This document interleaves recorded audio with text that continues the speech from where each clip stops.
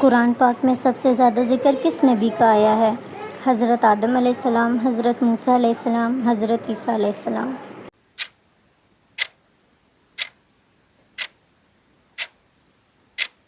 حضرت موسیٰ علیہ السلام۔ حضرت موسیٰ علیہ السلام نے کس ظالم بادشاہ کے گھر پرورش پائی تھی؟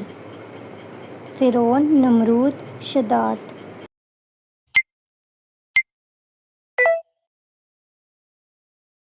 درست جواب ہے فرعون۔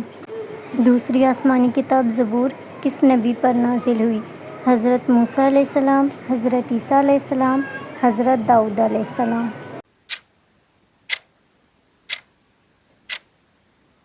درست جواب ہے حضرت داؤد علیہ السلام۔ وہ کون سے نبی ہیں جن کو ذبیح اللہ کہا جاتا ہے؟ حضرت اسماعیل علیہ السلام، حضرت یوسف علیہ السلام، حضرت ابراہیم علیہ السلام۔